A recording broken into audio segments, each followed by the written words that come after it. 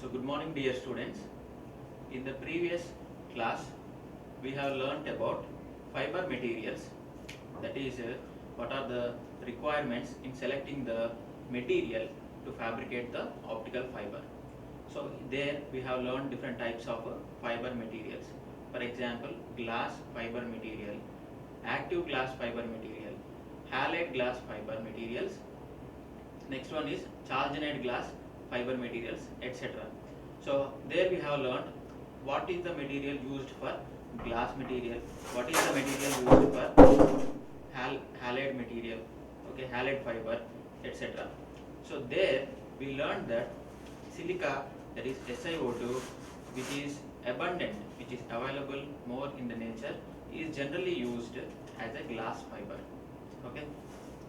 Next topic we continued about signal distortion. What is meant by signal distortion? We learned that it is a signal loss or power loss. So what are the various reasons for the occurrence of signal loss or power loss in an optical fiber? Okay. So we came to know that attenuation losses as well as bending losses are the major part of major losses occurring in the optical fiber. Apart from this, there is a concept called as dispersion. Okay. Apart from this, there is a concept called as dispersion. What is meant by dispersion? Broadening or spreading of the light pulse is called dispersion. So due to this dispersion also, the overlapping of pulses on one another may occur, and at the receiver end there may be errors, due to which the optical detector at the receiver may not distinguish or may not detect the exact information from the light pulses. Okay. So of course dispersion is not doesn't come under power loss, but since we are unable to retrieve the information at the receiver end due to errors, it is also one of the major cause of information loss and is treated as power loss. Okay. So in the last class we were at the bending loss. Okay, we stopped at the bending loss. So bending loss means bending of the optical fiber. Bending of the optical fiber. Okay. So bending of the optical fiber means physical bending. Okay. So you can see here two figures.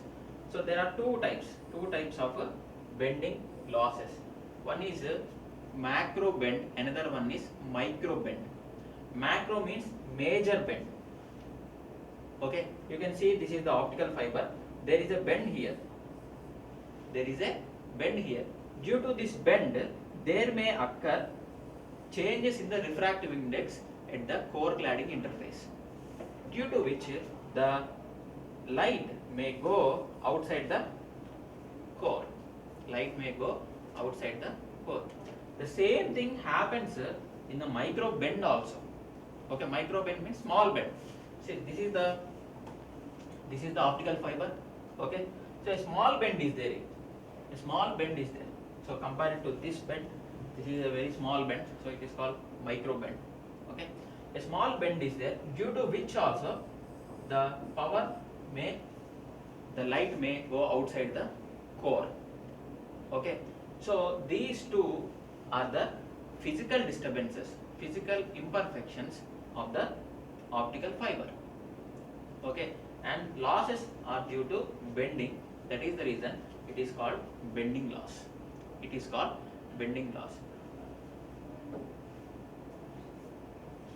can see here there are different types of losses which are highlighted in this picture. Okay, so absorption loss is one loss. Okay, absorption means it may be due to defects in the atomic defects in the material. Okay, that is missing molecules or unwanted addition of the unwanted molecules, high density molecules are treated as absorption loss. Okay, or intrinsic loss is there or extrinsic, all those come under absorption loss only. Next one is scattering loss. This is also due to the variations of the composition of the fiber materials when the light is propagating inside the core. Next one is this is also scattering loss due to the imperfections in the structure of the core. And as you just now we have studied. Next one is the bending loss. So there is a bend here. So optical ray is coming outside the bend. So it may be micro bend or macro bend, whatever it may be, it is the bending loss. So till now we have learned this, but there is one more loss. Actually, it is called splicing loss. It is called splicing loss. Okay, splicing means it is a technique to attach two optical fiber ends. Splicing means it is a technique to attach two optical fiber ends. So when we are attaching, say this is one optical fiber, this is another optical fiber, we want to attach these two ends. Okay, we want to attach these two ends. If these two ends are not attached properly, the rays may come outside the clad or outside the core. Okay, so this kind of loss is called as splicing loss. Okay, so all these losses show impact at the output of the optical fiber. Okay, next one is core cladding loss. Okay, so here actually core and clad are having different refractive indices that we already know. Core and clad are having different refractive indices. That is the reason these two regions have different attenuation coefficients. That is the reason these two generally have different attenuation coefficients. Generally these are termed as alpha 1 and alpha 2. Alpha is the representation for attenuation.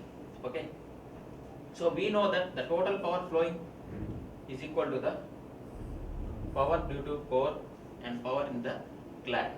Okay, so the total attenuation is given as alpha 1 equal, that is alpha total attenuation alpha equal to alpha 1 P core by P plus alpha 2 P clad by P. So like this we can calculate the total attenuation in terms of the attenuation coefficient offered by the core and attenuation coefficient of the clad.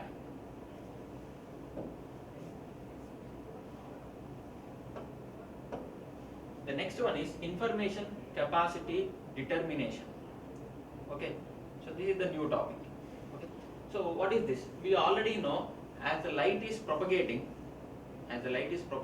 inside the core, the light pulse may get broadened, may get spreaded. Okay, as it goes along the length of the fiber, and it may overlap on another pulse or neighboring pulses. It may overlap on neighboring pulses.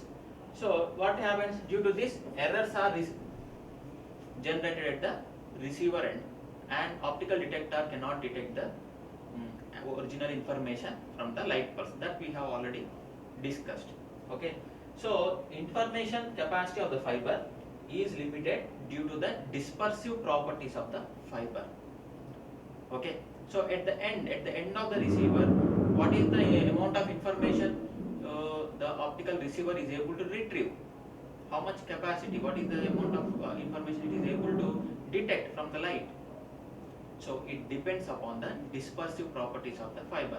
If the fiber is having more dispersive properties, is offering more dispersive, is more dispersive in nature, okay, so light broadening is more, due to which less information is carried to the receiver.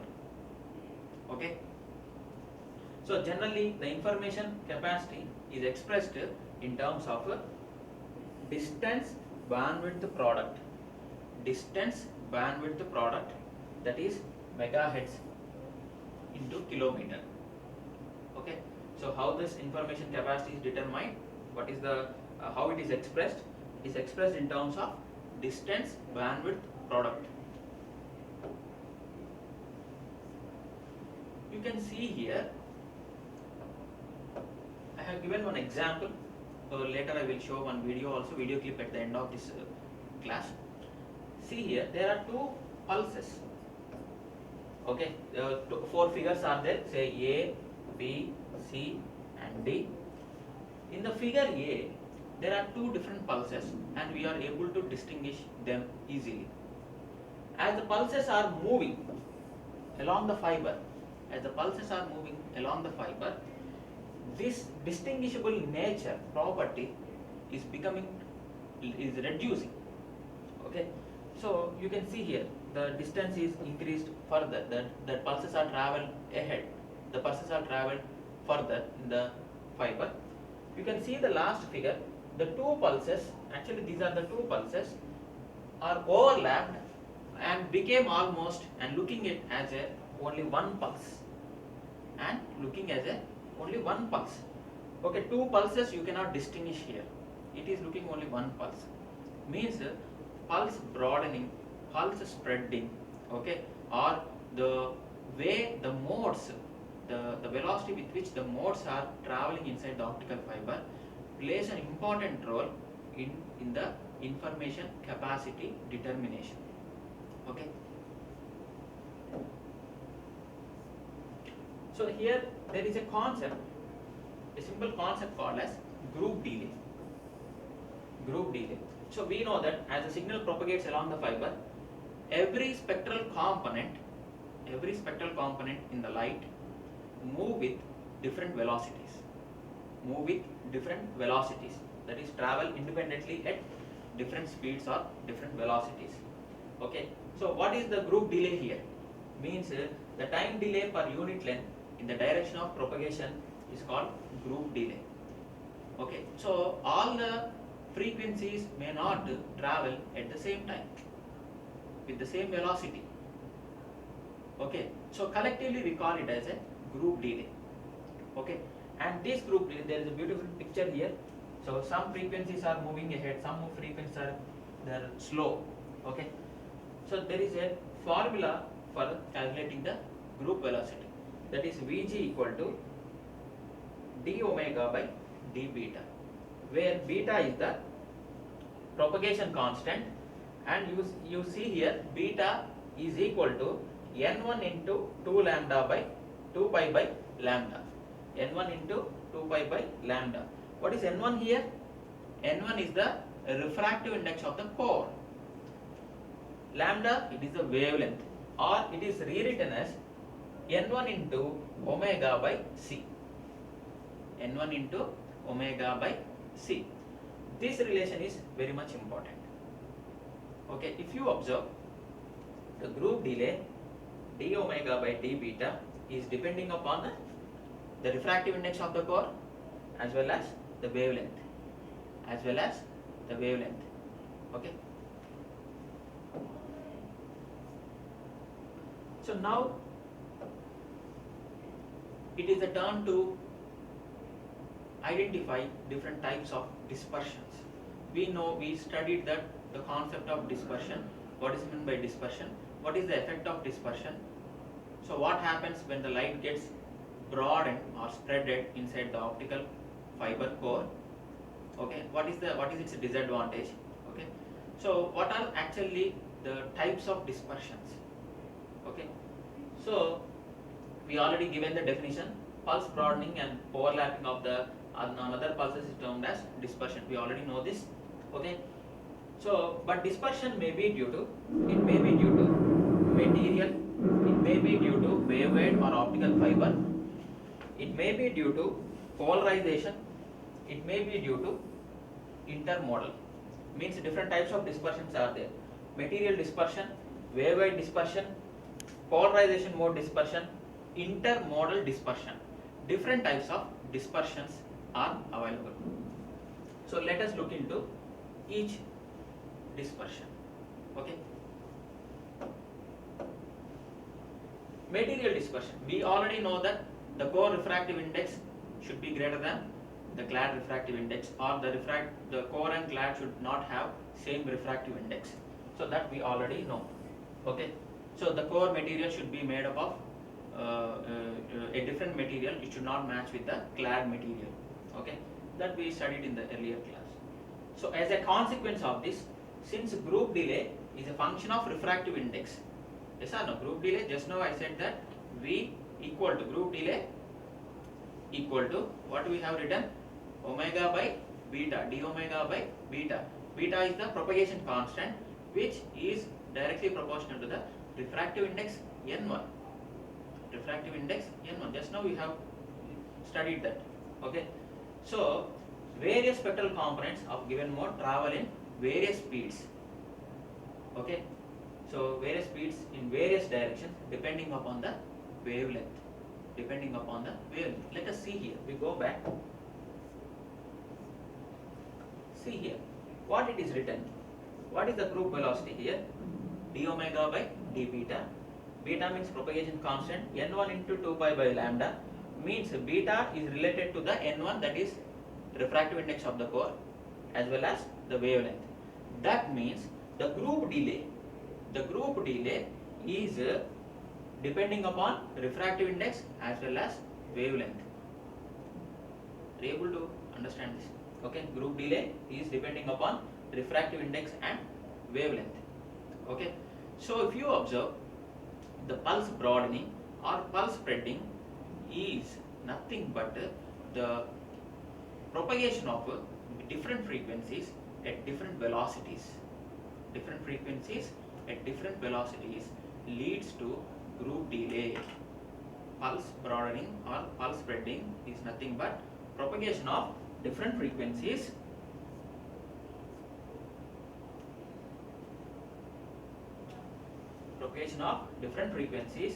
that is various spectral components, okay, in travel in different directions at different speeds depending on the wavelength.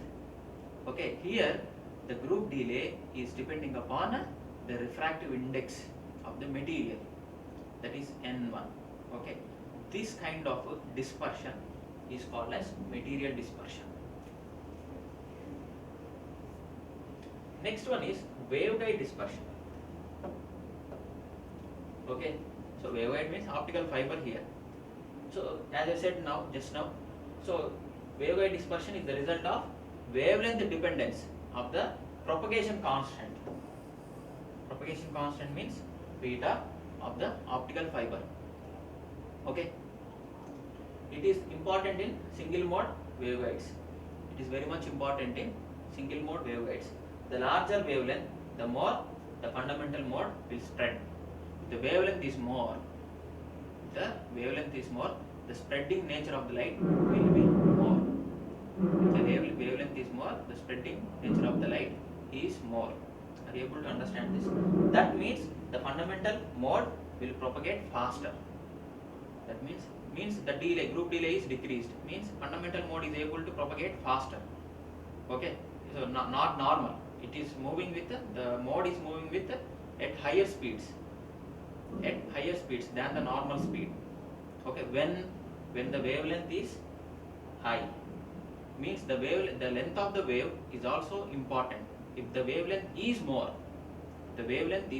group delay decreases. Means the fundamental modes are frequencies moving with very high velocity, which should not occur actually. Means some frequencies moving with very high speed due to waveguide dispersion. Some frequencies move with less speed due to material dispersion. Altogether, if you see, there is a chaos at the receiver. There is a confusion at the receiver.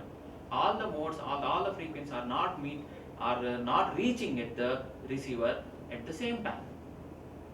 Some modes may be moving faster, some modes may be moving slower. Let us see this. See the polarization mode dispersion. It is a form of dispersion in an optical fiber where two different polarizing states of the light travel at different velocities, slightly different velocities. This may be due to imperfections or asymmetries of the glass fiber, that is core. If the core fabrication is not uniform,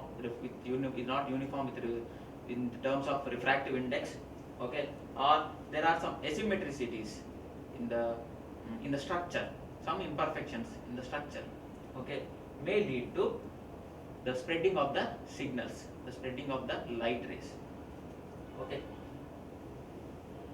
So here there is a concept called as fiber birefringence. Fiber birefringence. Birefringence means, there is a definition, fiber having two refractive indices. Means that actually we said that we already discussed, we learned that the core should have uniform refractive index from the starting point to the ending, that is from the transmitter to the receiver. Okay, the core should have, if it is the cable core, it should have common, it should have uniform refractive index from starting point to the ending point. Okay, but sometimes due to these imperfections, due to these asymmetricities, core may offer different or two refractive indices. This is called fiber refringence. Okay, means fiber having two refractive indices. Okay, so which may lead to propagation of modes in a faster rate as well as slower rate. You can see here two modes are there. One is vertically moving, another one is orthogonal to that. Okay, as they are moving along the fiber. Okay, so one mode is at higher speed, one mode is at lower speed. Okay, so this is the slow mode, this is the fast mode. You can see the diagram, same diagram. Okay, one mode is ahead, one mode is back. There is a delay between the two modes. Similarly here also, at the end of the optical fiber, that is at the receiver, if you observe the complete, if you take all the frequencies may not be moving at the, all the modes may not be moving at the same time. Okay, there is a delay, we call it as group delay. Okay, so like this only. Okay, so we are able to see overlapping the n, so two pulses actually, here only one pulse is visible. So there is another type of dispersion. It is due to the different values of group delays. Altogether, all these dispersion, material dispersion, okay, all are related to the group delay only. Finally, we relate with the group delay formula, group delay aspect only. Intermodal dispersion. So it causes due to the different values of group delay for each individual mode at a single frequency. So we are taking single frequency, but different values of group delay we are taking. In order to avoid the intermodal dispersion, generally single mode fiber is preferred. Okay, so like this we can estimate. So what is the why these errors are coming at the receiver? So what are the different types of dispersions? Okay, so we can know from the errors, if there is no loss, we cannot say that it is only attenuation loss, it is only bending loss. Okay, that is the reason we are unable to retrieve the actual information from the light at the receiver. It may be due to these kind of dispersions at the inside the optical fiber. Let us see a small video here related to the pulse broadening or dispersion.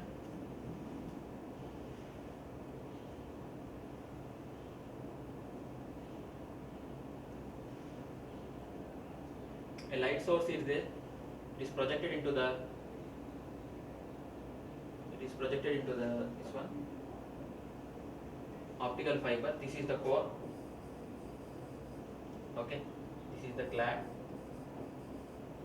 See here, different modes or different frequencies moving with the different speeds.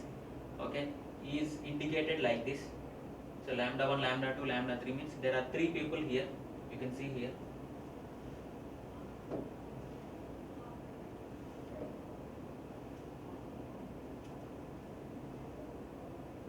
Three people moving with 3 different speeds.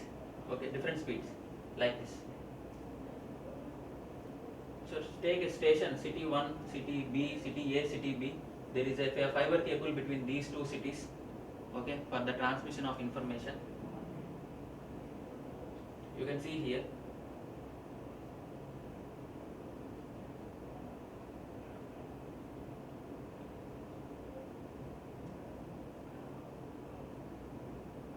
So the normal pulses generally move like this inside the core.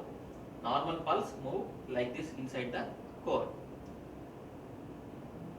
But the broadened or overlapped pulses due to dispersion will be moving like this. I think it is visible to you. Okay.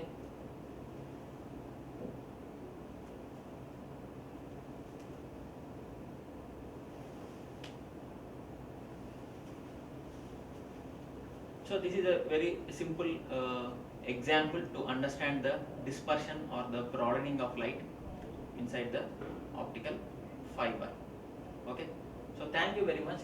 In the next class, we will be moving with a new concept, interesting concept. Okay. So thank you very much.